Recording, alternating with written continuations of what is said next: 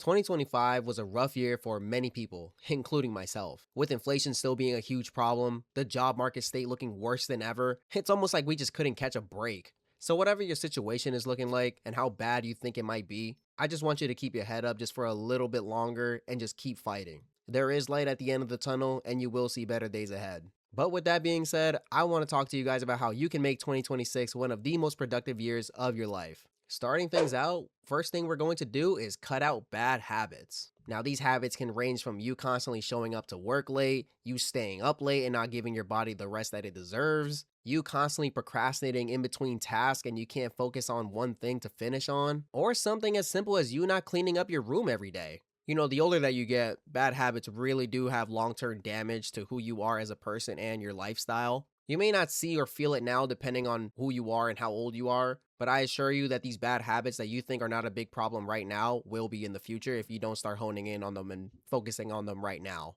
And we can fix this easily. All you got to do is just take out a napkin or go on your phone or, some sort of notepad and just write down all the habits that you constantly do on a day-to-day basis that you might consider a bad habit and just work on them day by day, one at a time. You're a human, you're not perfect, and we're all in this together. The next thing that we're going to do is start to take care of ourselves physically. This also ties into your bad habits, but what I'm talking about is from a physical standpoint. Things like improving your sleep, getting exercise every day, at least a 15-minute walk a day if you don't physically work out, eating less junk food, consuming less sugar. If you're an alcoholic and you're in denial about it, maybe start getting some sort of help, and drink more water. When you take care of yourself physically, not only do you feel better physically about yourself, but you think better about yourself. You're almost hitting two birds in one stone here because when you take care of yourself physically, it's almost like the mental side just kind of fixes by itself. Well, I know that's how it feels like for me, I would say, because everybody's different. The next thing that we're going to do is create a schedule and stay consistent.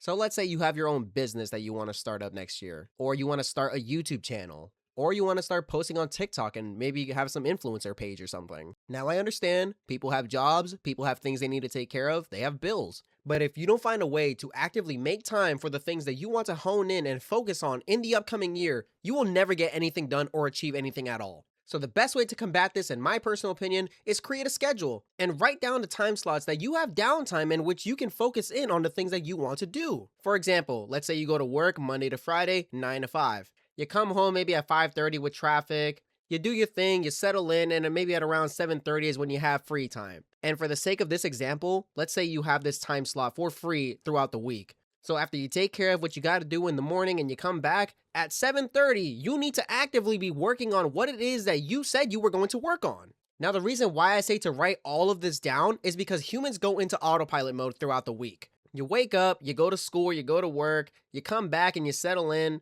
Then chances are you probably have some sort of free time, but you don't actively tell yourself that you have free time. It's just something that happens on our day-to-day lives. So with you writing down your available time slots throughout the week, you can plan accordingly what you're going to get done that day and how you're going to get it done. The purpose of this is to combat the autopilot and you to be more proactive throughout the day. And last but not least, this is probably the most important and vital piece of information that I'm going to give you guys in this video. This is the mindset that I want you guys to practice and hone in on throughout the year. So essentially what it is you're going to focus on the things that you have control over. There's many things that are outside of our control, but it's up to us to control not only how we react to these situations and outside factors, but how we take action towards them as well. Look, life's gonna hit you like a fucking truck sometimes, and shit's gonna hit the fan. But it's important that we take control in these situations that we have no physical control in. But that's gonna be a wrap up for this video. If you guys found this information useful, please leave a like and subscribe to the channel. We are close to 300 subs, and I know we can get there before the end of the year. Take what I say lightly and apply it to your life, as everyone's different and all their situations are different.